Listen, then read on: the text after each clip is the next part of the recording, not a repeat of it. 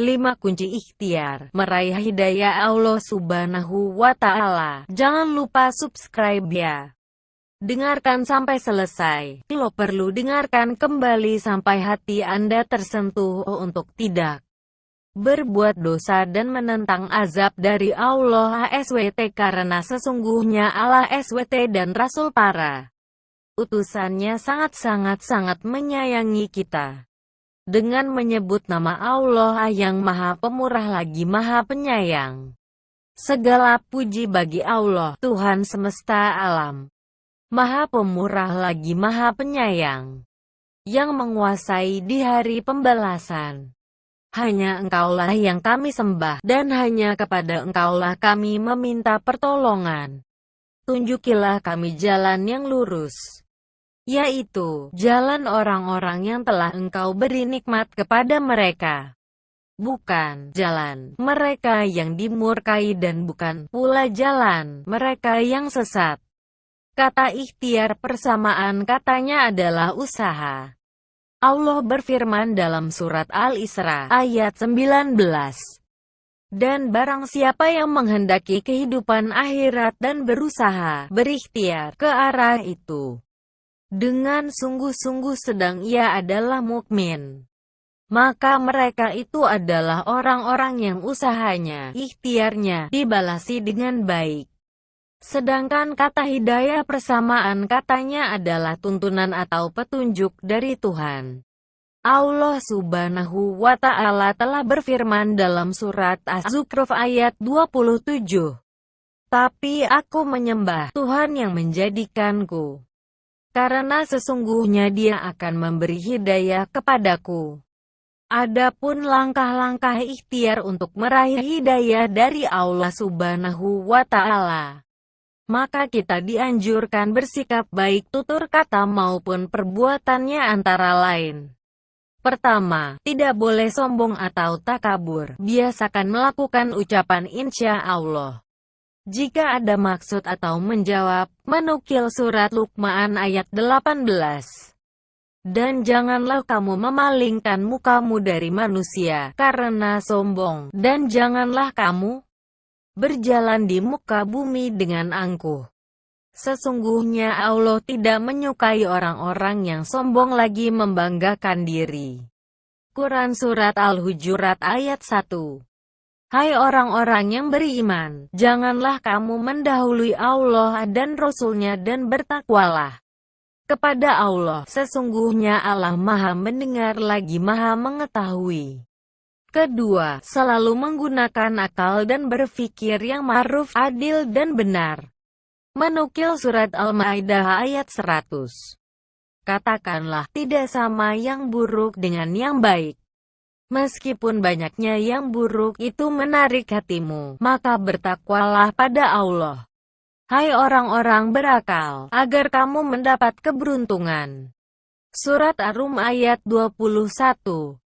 Dan di antara tanda-tanda kekuasaannya ialah Dia menciptakan untukmu istri-istri dari jenismu sendiri, supaya kamu cenderung dan merasa tentram kepadanya dan dijadikannya di antaramu rasa kasih dan sayang. Sesungguhnya pada yang demikian itu benar-benar terdapat tanda-tanda bagi kaum yang berfikir.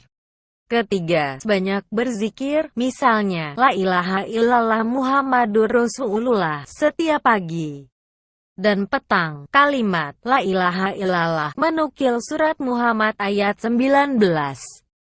Maka ketahuilah bahwa sesungguhnya tidak ada Tuhan sesembahan selain Allah, dan mohonlah ampunan bagi dosamu dan bagi dosa orang-orang mukmin, laki-laki dan perempuan, dan Allah mengetahui tempat kamu berusaha dan tempat kamu tinggal.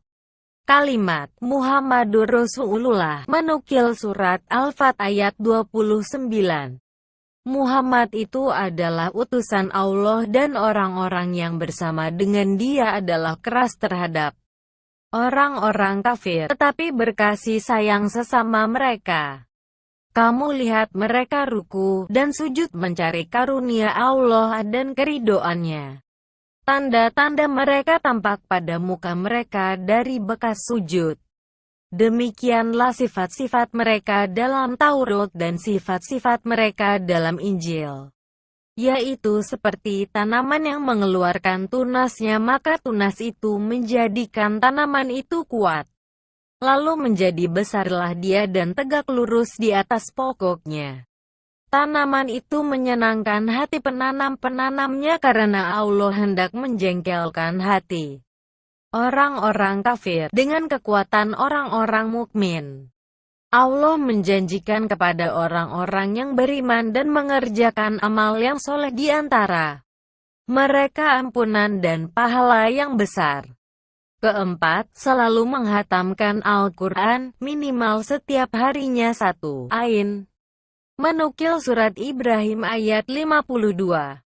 Al-Qur petik terbalikan, ini adalah penjelasan yang sempurna bagi manusia dan supaya mereka diberi peringatan dengannya dan supaya mereka mengetahui bahwasanya Dia adalah Tuhan yang Maha Satu. Dan agar orang-orang yang berakal mengambil pelajaran. Kelima, selalu silaturahmi dengan para ulama atau orang-orang saleh. Menukil surat An-Nisa ayat 1. Hai sekalian manusia, bertakwalah pada Tuhanmu yang telah menciptakan kamu dari seorang diri dan daripadanya Allah menciptakan istrinya dan daripada keduanya Allah memperkembang biakan laki-laki dan perempuan yang banyak. Dan bertakwalah kepada Allah yang dengan mempergunakan namanya kamu saling meminta satu sama lain dan peliharalah hubungan silaturahim. Sesungguhnya Allah selalu menjaga dan mengawasi kamu. Surat An-Nisa ayat 69.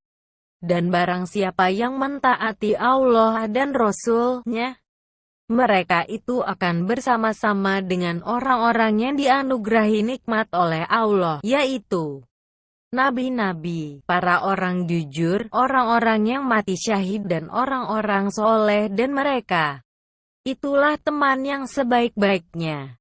Surat Fatir ayat 28.